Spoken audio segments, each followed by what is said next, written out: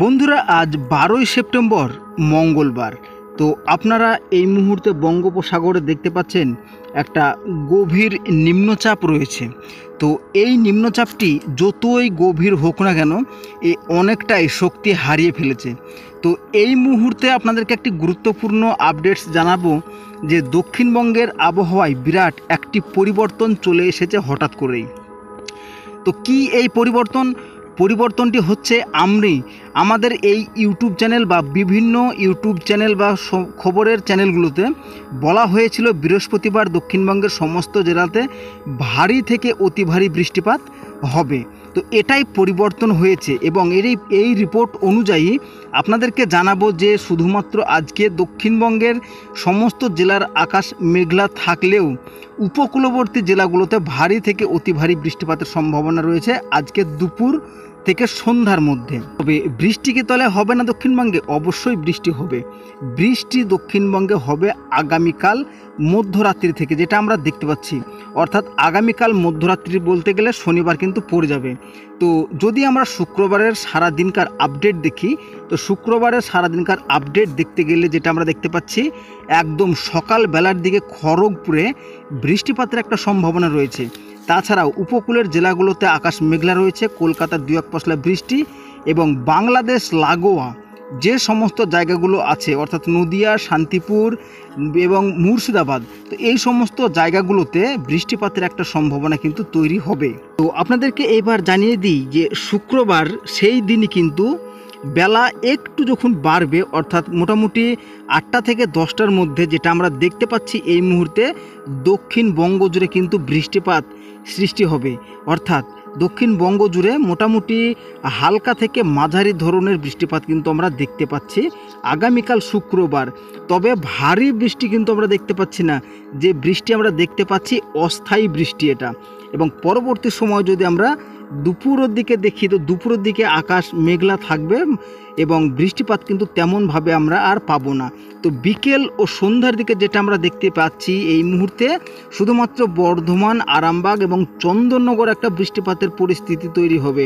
তাছাড়া দক্ষিণবঙ্গের কোনো জেলাতেই কিন্তু বৃষ্টিপাত তেমনভাবে লক্ষ্য করা আর যাবে না। তবে আকাশ কিন্তু মেঘলাই থাকবে। এবার রাত্রি 8টার দিকে যদি আমরা দেখি, তো রাত্রি 8টার দিকে গঙ্গাসাগর, হলদিবাড়ি, ফ্রেজারগঞ্জ এই সমস্ত জায়গাগুলোতে ভারী বৃষ্টির একটা সম্ভাবনা থাকছে। তাছাড়াও আমরা যেখানে দেখতে পাচ্ছি যে বাগনন, চাকদা, শান্তিপুর, কৃষ্ণনগর, এদিকে থাকছে আমাদের মুর্শিদাবাদ আংশিক, এই সমস্ত জায়গাগুলোতে ভারী বৃষ্টি, অর্থাৎ বাংলাদেশের লাগোয়া জেলাগুলোতে ভারী বৃষ্টির সতর্কতা থাকছে আগামীকালকের জন্য।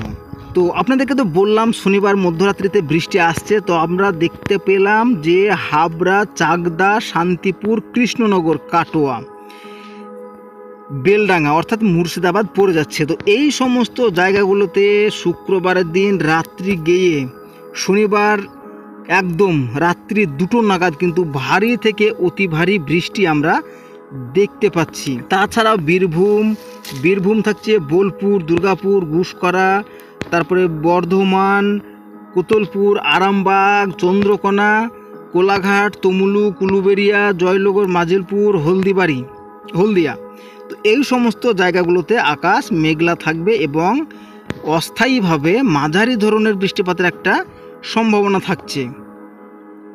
তো শনিবার যদি সকালবেলার দিকে চলে আসি আমরা, তো শনিবার সকালবেলাতে বাঁকুড়া, পুরুলিয়া, ধানবাদ ভারী থেকে অতি ভারী বৃষ্টিপাতের সম্ভাবনা থাকছে। এখানে কিন্তু বন্যা পরিস্থিতি তৈরি হতে পারে এবং শনিবারের দিন কিন্তু গোটা দক্ষিণবঙ্গ জুড়ে বৃষ্টিপাতের একটা সম্ভাবনা থাকছে।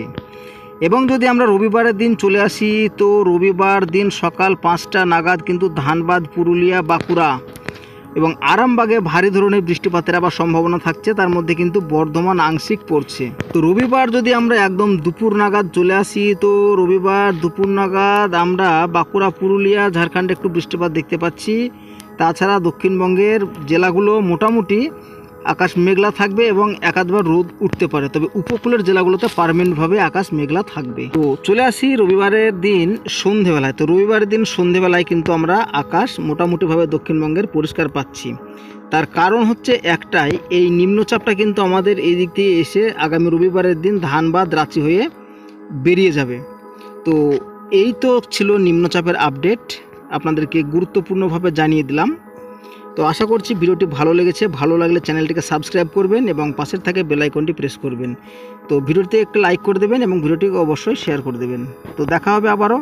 সবাই ভালো থাকবেন, সুস্থ থাকবেন।